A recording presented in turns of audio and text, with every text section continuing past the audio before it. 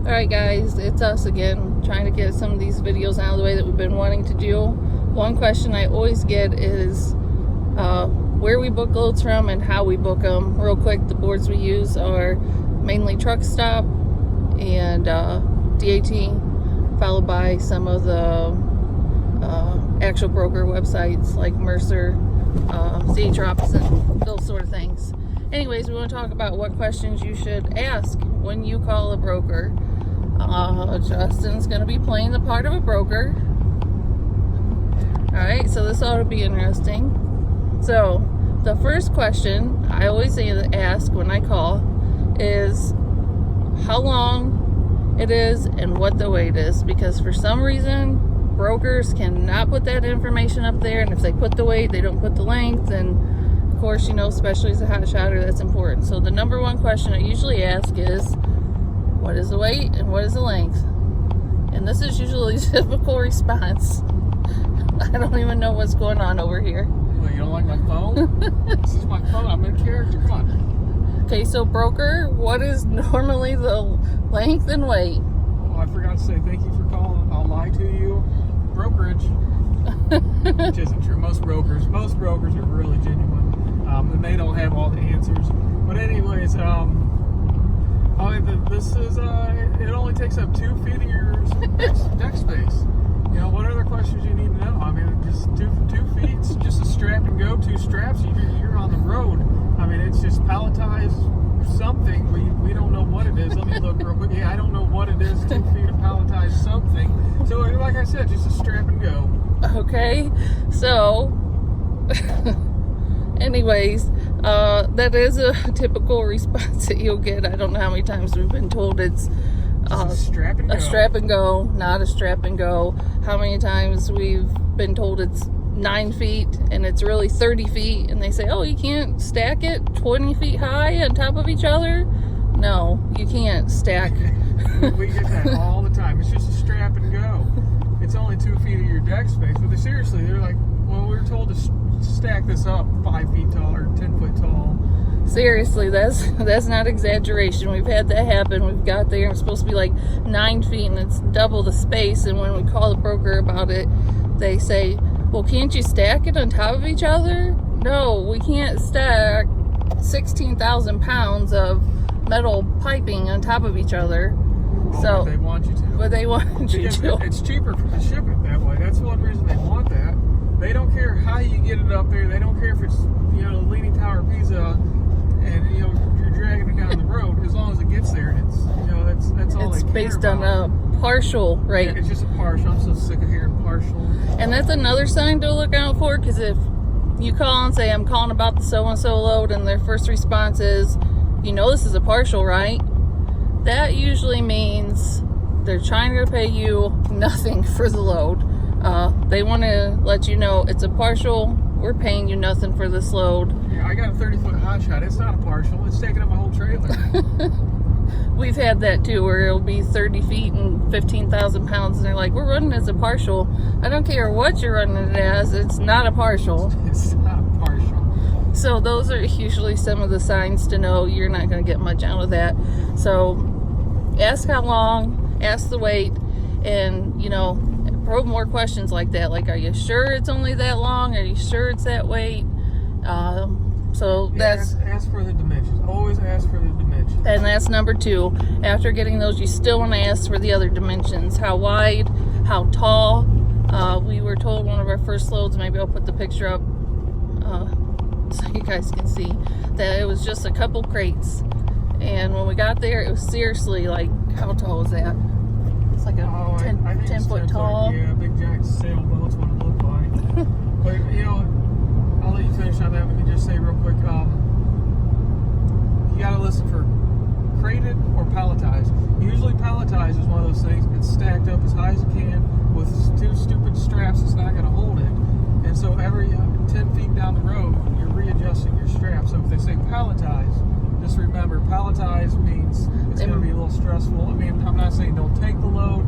I'm just saying, in the back of your mind, you need to remember that usually it's stacked on top of each other. Something they put on a broke down pallet that's pretty much zip tied on there, and They're just trying to ship it for as little as possible. So yeah, it doesn't mean you don't take it, just the stuff helps you be prepared on not only what supplies you're going to need, chains, binders, whatever. It just gives you a good idea on whether you want to mess with it or not. There's been plenty that we've just said, it's not worth the trouble to deal with whatever that is. So those are some of the clues. Also then we go on to ask, what is it? That's also a very important question. You need to know what it is. Which goes back to the straps and binders. You got to make sure you have the right equipment. Make sure you have, just edge protectors. And also in the back of your mind, especially for mine, when I'm loading this stuff, I need to know what it is. Where am I going to put it in my truck? How am I going to load it? As a Hotshot, you want to put most of your weight on the back axles and then start working your way out. It's just some of those things as you're asking this, you need to start laying it out on your head of how this is going to be placed on your trailer. Especially too if you plan on putting a couple partials together, because you need to know, how it's going to fit. Like Justin said, in the trailer, you're going to be able to put it on there. And we also leave a buffer. So if you're doing partials and they tell you they're both 15 feet long and you have a 30-foot trailer, I'd be wary of that. We just ran into that and got there, and they forgot to tell us there was a metal crate that was on top of the thing we were hauling that had to come off to keep it from being too tall, and that took up an extra 4 feet of space, and so it ended up being 34 feet or 30 something. Yeah, that was 15 and a half feet, and the cage that came off of it was 4 feet, and the broker booked two loads back to back, and the customer measured them out, said they were supposed to fit, and they would have if it wasn't for that cage. So that was when we ran to Jacksonville. Still ran that part of it. Yeah, and partial to Jacksonville. And we pretty much told them we're not moving from here unless we still get the same pay, and because we didn't do anything wrong, it was their fault. So they told us to continue, and as far as I know, we're still getting the same pay. But you have to leave some buffer room. We do that. Try to at least leave 3-4 feet. Yeah, so when 10% was what I would. Yeah, so when you get there and their 9 foot turns into a 12 foot, you have that room. Same thing with weight. We can legally put about 17.7 in here, but we try to keep it around 16 so that there's always a buffer. And we had that happen, if you remember, a few episodes back. It was 3,200 pounds over, something ridiculous. Another time that we just stopped, called the broker and said we're not moving another inch until we get a updated rate con, and we got it. They paid us more for that one. The next thing is also when they tell you what it is, you get them to elaborate more. So a lot of times we haul a lot of machinery. So they'll say it's machinery. Well, what kind of machinery are we talking about here? Machinery is very broad, and it all needs to be strapped down differently. Yeah, absolutely it does. And some of the machinery just isn't worth moving if it's something ridiculous or odd shaped or whatever. So get them to get those answers. We've even had brokers call and ask these questions for us because you don't want to get there and not have the right equipment or just be a pain in the butt or whatever it may be. So those are important questions to ask. Justin already touched on the crate or palletized. That's a very important. Of course, number one question Justin always wants to know: tarp or no tarp?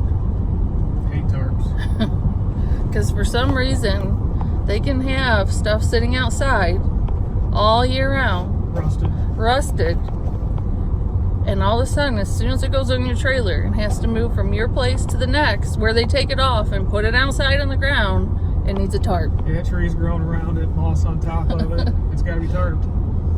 I don't know. Brokers start charging more. That's another, I don't know if you want to have this part, but if they, usually for me, if I'm talking to someone and they say tarped, unless it's paying really good, say, you want this tarped, I need a little extra money. And they usually give it up because they know people don't like tarping. Always ask for extra money. I mean, if you again, load is paying really well, may not want to push it, just be happy with your rate and proceed from there. Yeah, because the ones that are paying really, really well to begin with, they know that you don't take it, somebody else will grab it up. There's some that you'll learn to know that you gotta move on it and take it or it's gonna be gone. So, and then it's kind of the same thing Justin was talking about. Price, I always try to ask for more. You usually can tell if a load's paying really good, well over $2 a mile anyhow. Most of the time I won't risk it and try to ask for more.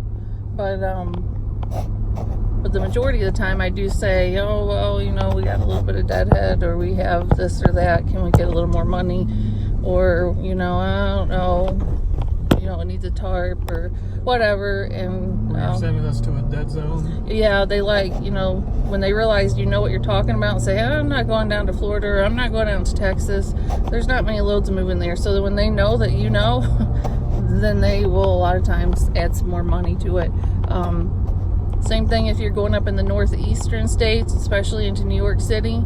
Always throw that out there. Say, I'm losing a lot on tolls. The diesel's high. I need more money. Which there's a bridge there. It's not the George Washington. It's south of that.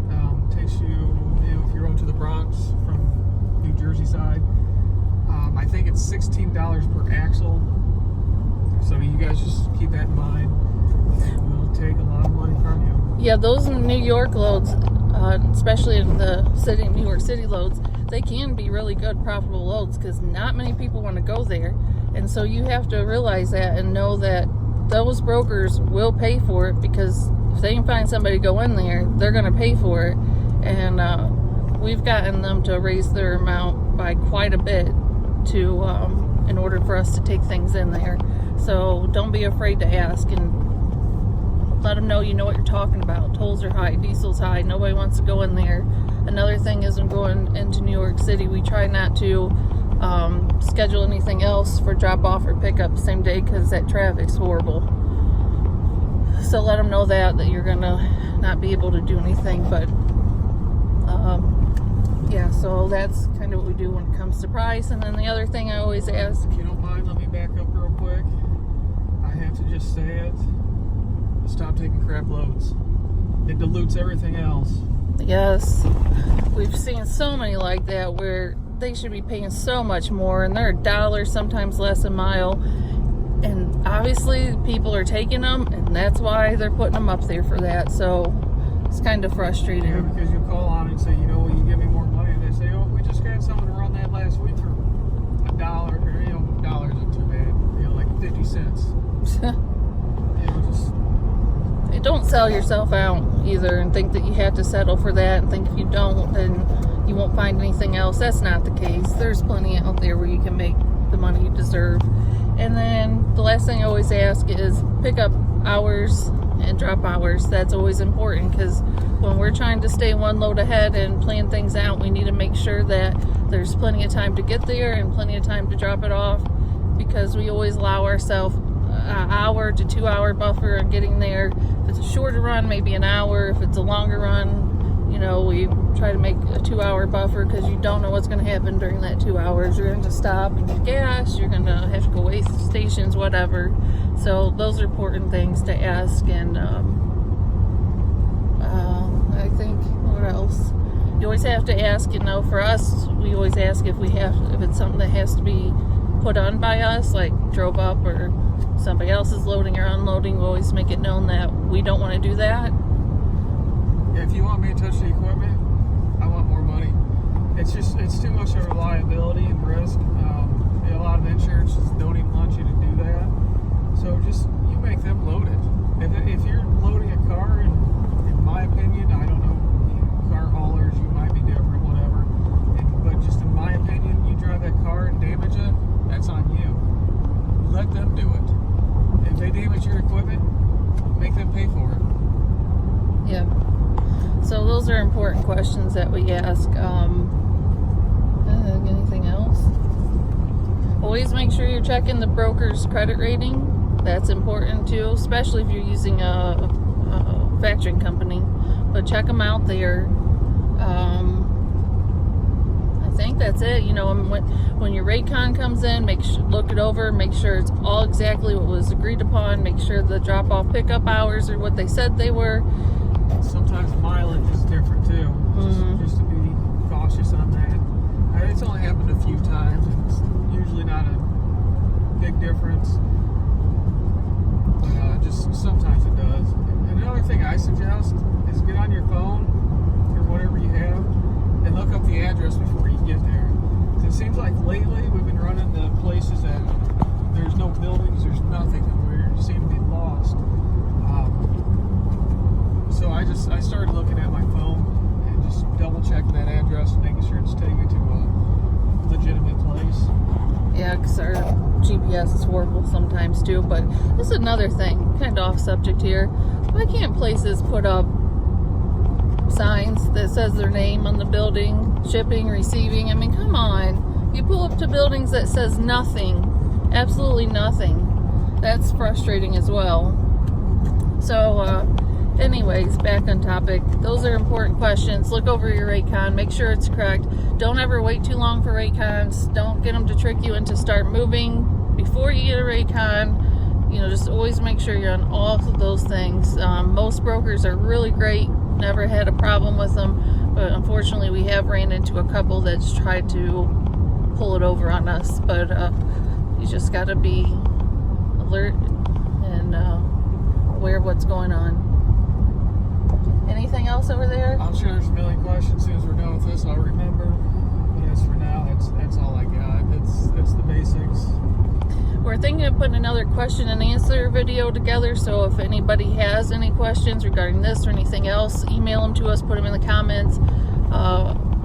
And we've also thought about doing a live question and answer session maybe over the weekend. Anybody's interested in that, let us know. We tend to get a lot of questions. But other than that, I think we covered the basis. Ask questions. Ask questions over and over and over. They usually answer, so they don't usually get frustrated when we ask them these questions. But just protect yourself in asking the questions so you don't get there to a crappy low. But it's not too bad. And hopefully this was informational. If we forgot anything that we should have covered, let us know. But heading home, and until next